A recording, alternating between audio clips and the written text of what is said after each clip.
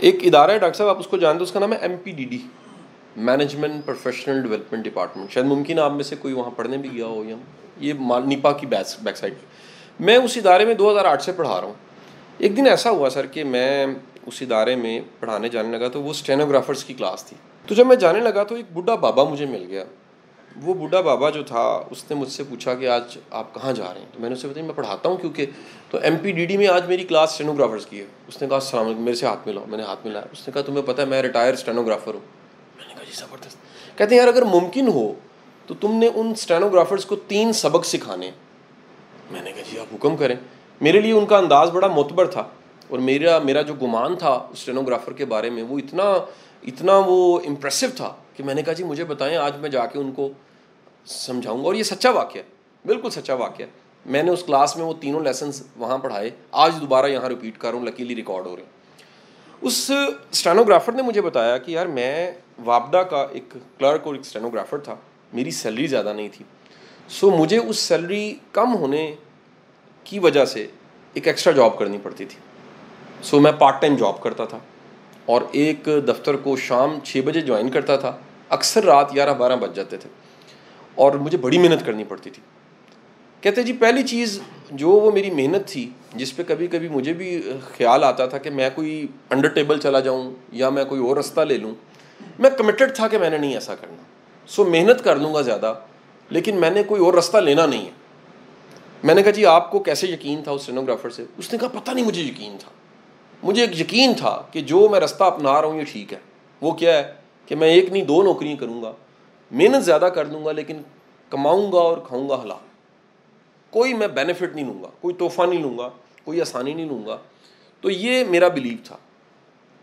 اچھا میں کہا جی اور؟ کہتے پہلا تو یہ کہ محنت پہ اور خالص محنت پہ یقین دلا دو ان اسٹینوگرافرس کو کہ یہ جو خالص محنت ہوتی ہے وہ زیادہ بھی ہو تو یہ ضائع نہیں جاتی.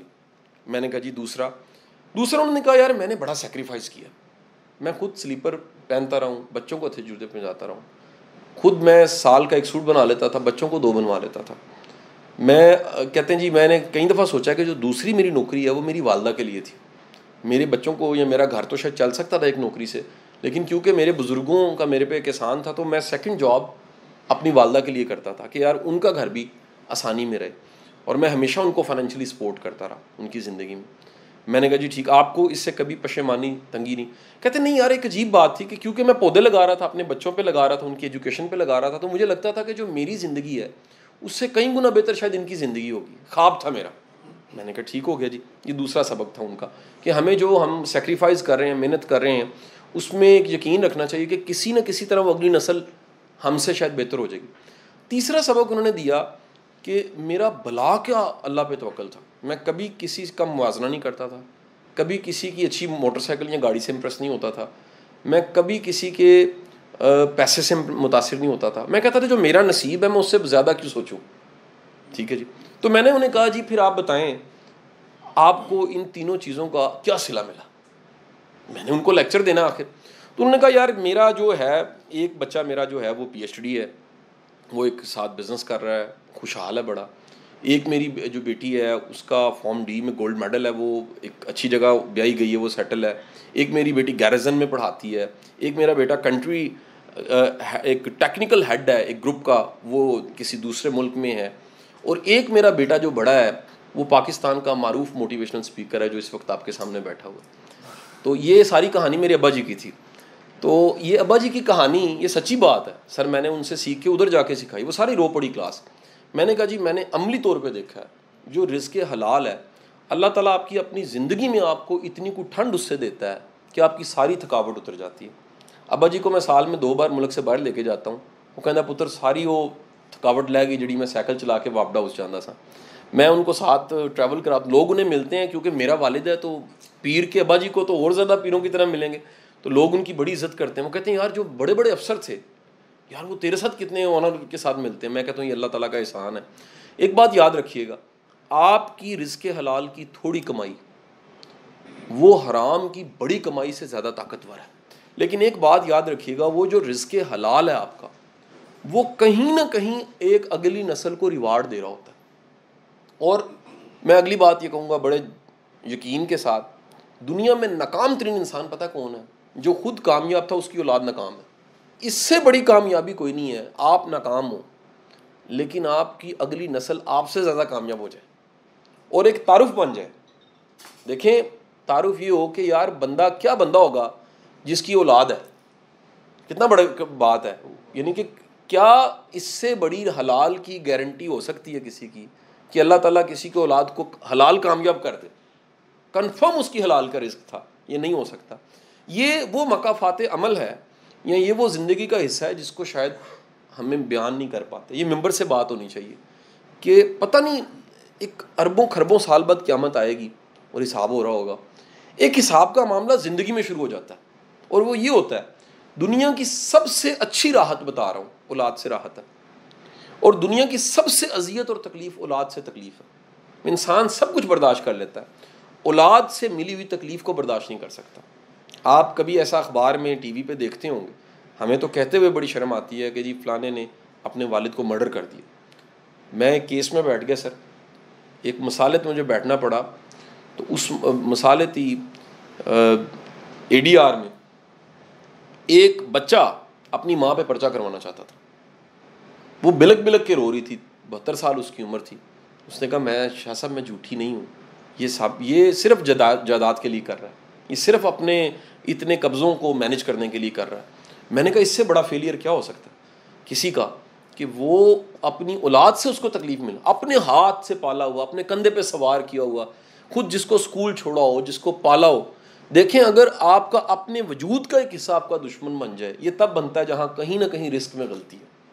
پتہ نہیں عجیب چیز ہے کہ اگر رزق حق تلفی سے ملا ہو وہ رزق کبھی ہضم نہیں ہوتا. میں کہتا ہوں وہ کہتے ہیں نا لوگ بندہ حرام کھاتا ہے, غلط جملہ ہے. حرام بندے کو کھا جاتا ہے.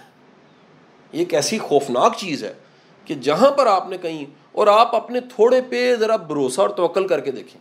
سر یہ 4 ورقے ہیں زندگی کے, ایسے کر کے پلٹتے ہیں, 1-2 پلٹنے کی بات آپ کے سامنے سارا کچھ آ جاتا ہے. میرا تو فرم اس پہ بلیو بیٹھ گیا اپنے والد کو اور بے شمار ایسی مثالوں کو دیکھنے کے بعد کہ بندہ رکی سکی کھا لے, اولاد کو اچھا پڑھائے, اپنے تھوڑے پہ پورا یقین کرے, موازنے چھوڑ دے. ذاتی طور پہ وہی اصول میں آج اپنی زندگی میں بھی استعمال کر رہا ہوں. میں ڈاکٹر صاحب اگر یہاں جی سکتا ہوں نا لائف سٹائل میں یہاں جی رہا ہوں کہ بندے کو تھوڑا سا نیچے رہنا چاہیے, بندے کو اگلی نسل کو اس سے بہتر دینا چاہیے, ان کو تعلیم اچھی دینی چاہیے, ان کو ایکسپوئر اچھا دینا چاہیے, ان کو تربیت اچھی دینی چاہیے, ان کو رزق حلال, ان کو ادب کرنا, ان کو آداب سکھانے چاہیے. ایک بات بتا رہا ہوں, جو آپ کے پاس ہے نہیں آپ کبھی اگلے کو نہیں سکھا سکتے. جتنا بچہ آپ کو جانتا ہے کوئی نہیں جانتا. دیکھیں جی مجھے بنیان میں میرے بچے نے دیکھا ہوگا یا بیگم نے دیکھا ہوگا, دنیا نے تو نہیں دیکھا ہوگا. دنیا نے تو ٹرینر دیکھا ہوگا جی, پرفیوم لگا کے کپڑے پہن کے آ گیا. اصل میں کون جانتا ہے؟ گھر والے جانتے ہیں. جب ہم وہ 2 نمبر ہو کے 1 نمبر نصیحت بچے کو کرتے ہیں اس کو پتا ہوتا ہے ابا غلط بات کر, یہ ابے میں خود نہیں ہے. جب اس نے آنکھوں سے دیکھا ہوتا نا یار یہ بندہ کتنا محنتی ہے, یہ کتنا ایماندار ہے, یہ حلال اور حرام میں کتنی تفریق کرتا ہے, یہ غلط بندے سے کتنا بچتا ہے, یہ اچھے بندے کی کتنی عزت کرتا ہے, یہ اچھے بندے کو کتنی ویلیو دیتا ہے, تو آپ یقین کیجئے گا وہ ساری زندگی کے لائف لیسنز بن جاتے ہیں, ساری زندگی کے سبق بن جاتے ہیں. سو تھوڑا حلال ہے. میتھ کہتا ہے 100 برابر 100 ہوتا ہے. میں آپ کو بتا رہا ہوں یہ رزق میں ایسے نہیں ہوتا. 100 روپیہ 100 روپے کے برابر نہیں ہوتا. حلال کا 100 روپیہ ارب روپیہ حرام کے سے زیادہ ہے. میتھمیٹیکلی تو نہیں ہے لیکن میرا پورا یقین ہے کہ اللہ نے اس رزق کے ساتھ کہیں نہ کہیں خیر جوڑی ہوتی ہے. بانو آپا اللہ غریق رحمت کرے, میری بڑی محبت تھی ان سے.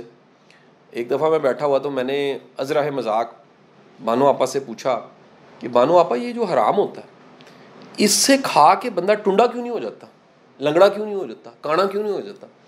انہوں نے بڑا پیارا جواب دیا. انہوں نے کہا وہ ٹنڈا ہو جاتا ہے, وہ لنگڑا ہو جاتا ہے, وہ اندھا ہو جاتا ہے, وہ اپاہج ہو جاتا ہے. میں نے کہا جی نہیں ہوتا, اتنے لوگ کھاتے ہیں میں جانتا ہوں تو ٹھیک ٹھاک ہیں.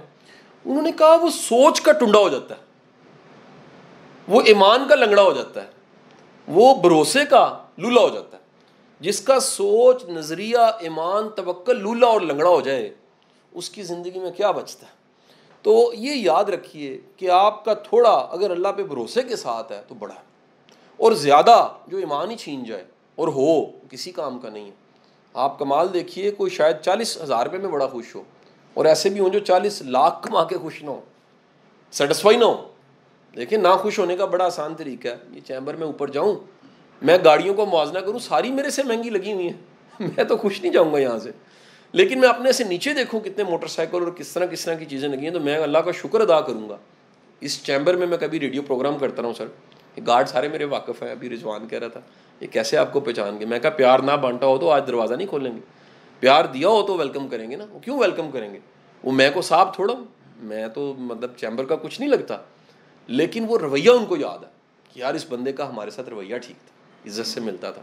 یہ آتے ہوئے کبھی کوئی شوارما لے آتا تھا ہمارے لیے، پیپسی کی بوتل لے آتا تھا، دھیان کرتا تھا. یہ یاد رکھیے گا، آپ کا کچھ سالوں بعد لوگوں کو رویہ یاد رہے گا. اور اگر وہ کچھ سالوں کے بعد آپ قبر کے اندر ہیں، زمین سے کچھ فٹ نیچے ہیں، صرف رویہ ہی بچ جانا یا نیک امال بچ جانے. یادداشت میں رویہ بچ جانا ہے، بڑے چنگے سنجے، اور امال آپ کے رب کے پاس ہے جس کا صلہ مل جانا. سو تھوڑے میں راضی رہ کے، اچھا اس کا قطعی مطلب نہیں ہے کہ ہمارے بیوروکریٹ دوست جتنے نا وہ مجھے کرٹک کرتے ہیں، اچھا کوشش نہیں کرنی چاہیے، پوری کرنی چاہیے، لیکن حلال کی کرنی چاہیے، پروگریسو ہونا چاہیے، انسانی ڈومین میں رہ کے ہونا چاہیے، اپنی بساط سے باہر نہیں سوچنا چاہیے.